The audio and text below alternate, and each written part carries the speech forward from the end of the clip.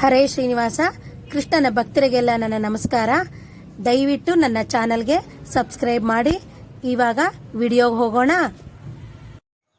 ಹರೇ ಶ್ರೀನಿವಾಸ. ನನ್ನ ಹೆಸರು ಅನಂತಲಕ್ಷ್ಮಿ.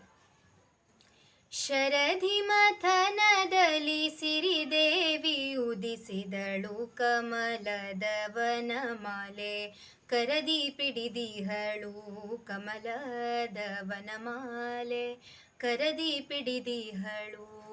ಶರಧಿ ಮಥನದಲ್ಲಿ ಸಿರಿದೇವಿ ಉದಿಸಿದಳು ಕಮಲದ ವನಮಾಲೆ, ಕರದಿ ಪಿಡಿದಿಹಳು ಕಮಲದ ವನಮಾಲೆ, ಕರದಿ ಪಿಡಿದಿಹಳು.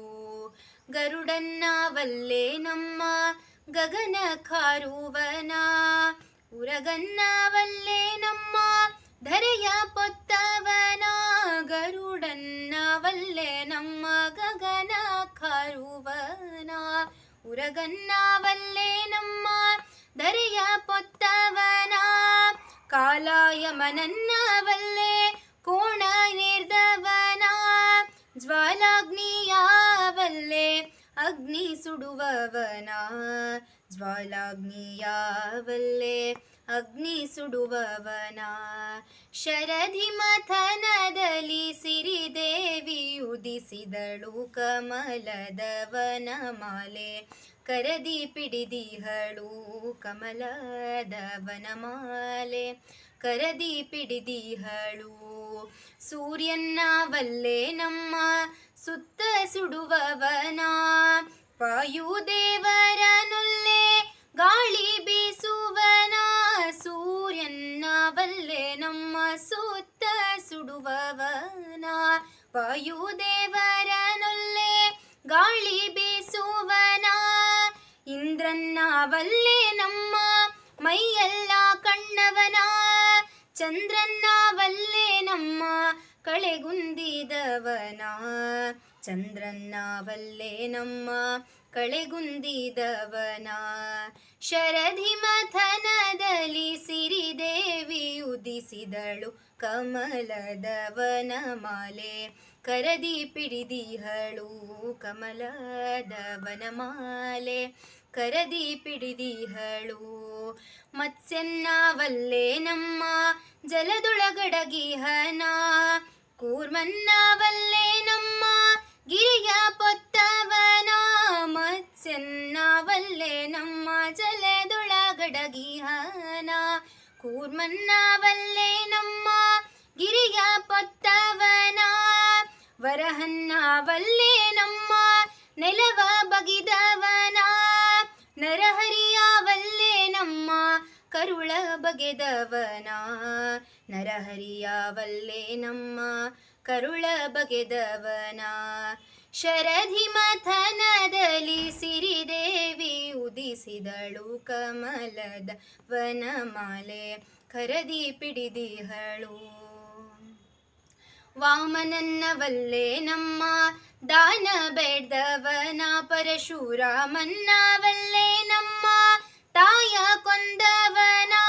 ವಾಮನನ್ನವಲ್ಲೇ ನಮ್ಮ ದಾನ ಬೇಡ್ದವನ, ಪರಶುರಾಮನ್ನವಲ್ಲೇ ನಮ್ಮ ತಾಯ ಕೊಂದವನ. ರಾಮನ್ನವಲ್ಲೇ ನಮ್ಮ ಶಬರಿ ಎಂಜಲುಂಡವನ, ಕೃಷ್ಣನ್ನವಲ್ಲೇ ನಮ್ಮ ಬೆಣ್ಣೆ ಕದ್ದವನ, ಕೃಷ್ಣನ್ನವಲ್ಲೇ ನಮ್ಮ ಬೆಣ್ಣೆ ಕದ್ದವನ. ಶರಧಿ ಮಥನದಲ್ಲಿ ಸಿರಿದೇವಿ ಉದಿಸಿದಳು ಕಮಲದ ವನಮಾಲೆ, ಕರದಿ ಪಿಡಿದಿಹಳು ಕಮಲದ ವನಮಾಲೆ, ಕರದಿ ಪಿಡಿದಿಹಳು. ಬೌದ್ಧನ್ನವಲ್ಲೇ ನಮ್ಮ ಬೆತ್ತಲೆ ನಿಂತವನ, ಕಲ್ಕಿನವಲ್ಲೇ ನಮ್ಮ ತೇಜ ನಿರ್ದವನ. ಬೌದ್ಧನ್ನವಲ್ಲೇ ನಮ್ಮ ಬೆತ್ತಲೆ ನಿಂತವನ, ಕಲ್ಕಿನವಲ್ಲೇ ನಮ್ಮ ತೇಜ ನಿರ್ದವನ. ವಾಸುಕೀಶಯನ ಶ್ರೀ ಪುರಂದರ ವಿಠಲಗೆ ಮಂದಾರ ಹೂವಿನ ಮಾಲೆ ಹಾಕಿದಳು, ಮಂದಾರ ಹೂವಿನ ಮಾಲೆ ಹಾಕಿದಳು. ಶರಧಿ ಮಥನದಲ್ಲಿ ಸಿರಿದೇವಿ ಉದಿಸಿದಳು. ಕಮಲದ ವನಮಾಲೆ ಕರದಿ ಪಿಡಿದಿಹಳು. ಕಮಲದ ವನಮಾಲೆ ಕರದಿ ಪಿಡಿದಿಹಳು. ಕಮಲದ ವನಮಾಲೆ ಕರದಿ ಪಿಡಿದಿಹಳು. ಹರೇ ಶ್ರೀನಿವಾಸ. ಹರೇ ಶ್ರೀನಿವಾಸ. ನಾನು ಇವತ್ತು ಲಕ್ಷ್ಮೀ ವೈಶಾಖ ಮಾಸದಲ್ಲಿ ವಿಶೇಷ ಏನು ಅಂದರೆ ಲಕ್ಷ್ಮೀ ಶ್ರೀನಿವಾಸ ದೇವರ ವಿವಾಹ ಆಗಿದ್ದು ಮಾಸ ಇದು. ಆದ್ದರಿಂದ ನಾವು ಲಕ್ಷ್ಮೀ ಶೋಭಾನ ಹೇಳಿದ್ರೆ ತುಂಬ ವಿಶೇಷ. ಪ್ರತಿಯೊಂದು ವರ್ಗದವರು ಹೇಳ್ಬೋದು ಇದನ್ನು.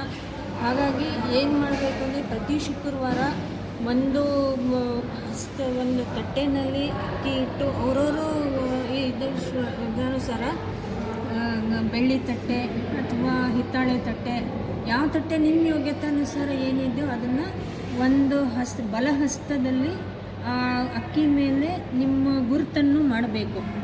ನಿಮ್ಮ ಗುರುತನ್ನು ಮಾಡಿ ಅದನ್ನು ಆಮೇಲೆ ಅದರ ಮೇಲೆ 5 ವೀಳ್ಯದೆಲೆ, 2 ಬಾಳೆಹಣ್ಣು, 5 ಅಡಿಕೆ ಅದನ್ನಿಟ್ಟು ಆಮೇಲೆ ಗೆಜ್ಜೆ ವಸ್ತ್ರ ಏರಿಸಿ ಪ್ರತಿ ಶುಕ್ರವಾರ ಮುತ್ಸಂಜೆ ಹೊತ್ತು ಲಕ್ಷ್ಮೀ ಶೋಭಾನ ಹೇಳಿಬಿಟ್ಟು ಅದನ್ನು ಆರತಿ ಮಾಡಬೇಕು. ಆರತಿ ಮಾಡಿ ಅದನ್ನು ಆ ಪ್ರಸಾದನ ಬೇರೆ ಯಾರಿಗೂ ಕೊಡಬಾರ್ದು. ಮನೆಯವರು ಮಾತ್ರ ಅದನ್ನು ಅಕ್ಕಿನ ಸಿಹಿ ಮಾಡ್ಕೊಂಡು ತಿಂದು ಬಾಳೆಹಣ್ಣನ್ನು ಎಲ್ಲರೂ ಹಂಚ್ಕೊಂಡು ತಿನ್ನಬೇಕು. ವೀಳ್ಯದೆಲೆನೂ ಸಹ, ವೀಳ್ಯದೆಲೆ ಅಡಿಕೆ ಎಲ್ಲನೂ ಸಹ ಅವರೇ ಮನೆಯಲ್ಲೇ ಎಲ್ಲರೂ ಹಂಚ್ಕೊಂಡು ತಿನ್ನಬೇಕು. ಹಾಗೆ ಅದನ್ನು ಯಾರು ಶ್ರದ್ಧೆ ಭಕ್ತಿಯಿಂದ ಮಾಡ್ತಾರೋ ಅದಕ್ಕೆ ತುಂಬ ಅದು ಕಲ್ಯಾಣಕರ, ಅದು ತುಂಬ ಕಲ್ಯಾಣ ಆಗುತ್ತೆ. ತುಂಬ ಜನಕ್ಕೆ ಇದು ಆಗಿರೋದುಂಟು. ಹಾಗಾಗಿ ನೀವು ಎಲ್ಲರೂ ಈ ವ್ರತ ಮಾಡಿ ಪರಮಾತ್ಮನ ಮತ್ತು ಲಕ್ಷ್ಮೀದೇವಿ ಅನುಗ್ರಹಕ್ಕೆ ಪಾತ್ರರಾಗಬೇಕು ಅಂತ ಕೇಳ್ಕೊಳ್ತೀನಿ. ಹರೇ ಶ್ರೀನಿವಾಸ ಮೇಡಮ್. ಮತ್ತೆ ನೀವು ಆರತಿ ಮಾಡಬೇಕು ಅಂದ್ರಲ್ಲ, ತುಪ್ಪದ ಆರತಿ ಮಾಡಿದ್ರೆ ಸಾಕ? ಅವರು ಯೋಗ್ಯತಾನುಸಾರ ತುಪ್ಪದ ಆರತಿ ಅಂತಂದರೆ ಎಳ್ಳೆಣ್ಣೆ ಶ್ರೇಷ್ಠ. ಆಮೇಲೆ ಯಾರ್ಯಾರಿಗೆ ಇಲ್ಲ ಅಂದವ್ರಿಗೆ ತುಪ್ಪದ ಆರತಿ ಸಹ ಮಾಡ್ಬೋದು, ಇದು ಎಣ್ಣೆ ಆರತಿ ಸಹ ಮಾಡ್ಬೋದು. ಅದೆಲ್ಲ ಏನಿಲ್ಲ, ನಿಮ್ಮ ಭಕ್ತಿ ಅಷ್ಟೇ ಮುಖ್ಯ. ಮತ್ತು ಎಷ್ಟು ಶುಕ್ರವಾರ ಮಾಡಬೇಕಿದು? ಇದು ನಿಮ್ಮ ಕೆಲಸ ಆಗೋವರೆಗೂ ಮಾಡ್ಬೋದು. ದೇವರಿಗೆ ಯಾವತ್ತು ಎಷ್ಟು ಮಾಡಿದ್ರೂ ಭಗವಂತನಿಗೆ ಸಾಲದು. ಆದ್ರೂ ನಿಮ್ಮ ಕೆಲಸ ಎಷ್ಟು ದಿವಸ ಆಗುತ್ತೋ ಅಷ್ಟು ದಿವಸ ನಿಮ್ಮ ನಡೆಸ್ಕೊಂಡು ಹೋಗ್ಬೋದು. ಕಷ್ಟ ಏನೂ ಇಲ್ಲ ಇದರಲ್ಲಿ, ಉಪವಾಸ ಇಲ್ಲ, ಏನಿಲ್ಲ. ಆದರೆ ಮಡಿಯಿಂದ ಮಾಡಬೇಕು. 5ನೇ ದಿವಸದ ತನಕ ಏನೂ ಮಾಡೋ ಹೋಗಿಲ್ಲ.